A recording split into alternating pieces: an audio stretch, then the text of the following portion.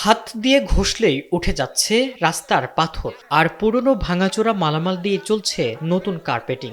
নওগাঁর মান্দায় উন্নয়নের নামে চলা এমন অনিয়মের বিরুদ্ধে রাজপথে নেমেছেন স্থানীয়রা। নওগাঁর মান্দা উপজেলার বালুবাজার থেকে হাটোর প্রাথমিক বিদ্যালয় পর্যন্ত সড়কটির সংস্কার কাজ নিয়ে এখন উত্তাল পৌর এলাকা। এলাকাবাসীর অভিযোগ, 2.8 কিলোমিটার দীর্ঘ এই রাস্তাটির সংস্কারে ব্যবহৃত হচ্ছে অতি নিম্নমানের উপকরণ। দুর্নীতির অভিযোগ তুলে রাস্তায় নেমে আসেন শত শত গ্রামবাসী। ব্যানার ফেস্টুন হাতে দীর্ঘ মানববন্ধন আর স্লোগানে মুখর হয়ে ওঠে পুরো এলাকা।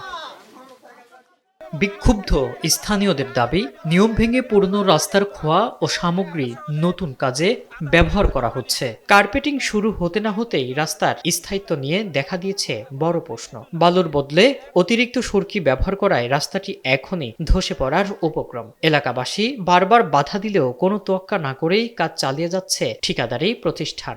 বসুন্ধরা টিস্যু, অশুদ্ধতার বিরুদ্ধে এক বিন্দুও ছাড় নয়। তারপরে হলো যে যে যে জায়গাতে প্যালাসাইড দেওয়ার কথা, প্যালাসাইডের গাঁথনি দিয়েছে 3 নম্বর ইট দিয়ে, এবং এই রাস্তাতে যে ভাইব্রেশন বা যে লেভেলের খোয়া দিয়ে রাস্তাটা করার কথা, সেই লেভেলের খোয়া কোথাও দেয়নি। পুরাতন রাবিশ টাবিশ নিয়ে এসে রাস্তা ডলে দিয়ে ওর উপরে আপনার হলো এই মাটি তেল মেরে আপনার বালি দিয়েছে। হয়তো 2-1 দিনের মধ্যে রাস্তা কার্পেটিং করবে। তা আমি ঊর্ধ্বতন কর্মকর্তার কাছে, ঊর্ধ্বতন যারা আছেন আমাদের উপরে, তাদের কাছে অনুরোধ করছি যে এই রাস্তাটা অতি সত্বর আপনারা যোগাযোগ করবেন, যোগাযোগ করে এই রাস্তাটা যেন সঠিক যে কাজ শিডিউলের সেটা যেন হয়। আমরা এই কষ্টটা যে এত পরিমাণ করছি, আমি ছোটবেলা হাই স্কুলে পড়তাম, এই পর্যন্ত কাদা নিয়ে আমরা হাই স্কুলে যেতাম, নঙ্গি পরেও যাওয়া লাগতো কোনো সময়। সেই রাস্তাটা আমরা পাইছি। আমরা চাই যে রাস্তার সংস্কারটা ভালোভাবে হোক। রাস্তার অনিয়মে ভর্তি। কি বলবো, আমাদের রাস্তা উপর লেভেল, আমরা তো এটা চলাচল করবো, তো ওদের কি, ওদের ওখানে যে কি বলবো আমরা, তার বারবার ইউজ করছে, আমাদের সাথে ক্যাসাল করছে, বলছে কাজ যেমন হচ্ছে তেমনই হবে বলে যে উলার তুলে দিয়েছে, এই যে রাস্তার এই যে ইটগুলো আছে উলার তুলার দিয়ে ডাবাই দিচ্ছে, কিন্তু বলতেছে যে ভাই কাজ এরকম হবে, কিছু বলার থাকলে আপনি উপর লেভেলে যান, আর আপনাদের সাথে আমাদের কথা বলার কোনো টাইম নাই।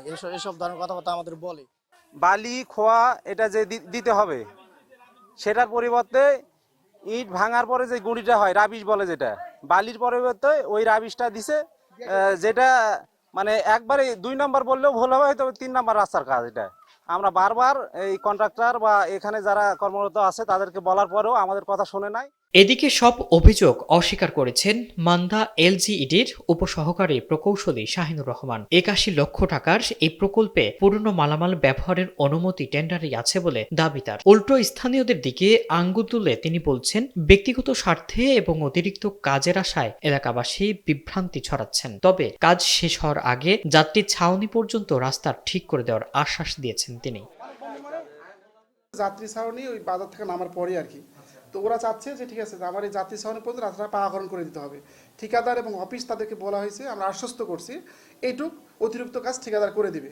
গতকাল তারা কিন্তু এটা নিয়ে অনেক হুমকি ধামকি দিচ্ছে ঠিকাদার শ্রেণীকে, যদি এটা আপনারা আজকে দিনের মধ্যে না করে দেন, আমরা বলছি যখন কাজটা হবে ঠিক আছে শেষ পর্যায়ে আমরা ওইটা করে দিয়ে ফিনিশিং দিয়ে বের হয়ে চলে। সরকারি অর্থের অপচয় রোধে এবং একটি টেকসই রাস্তার দাবিতে অনড় এলাকাবাসী। তাদের দাবি, দ্রুত এই অনিয়ম বন্ধ করে উন্নত মানের সামগ্রী দিয়ে কাজ সম্পন্ন করতে হবে, অন্যথায় আরো কঠোর আন্দোলনের হুঁশিয়ারি দিয়েছেন তারা।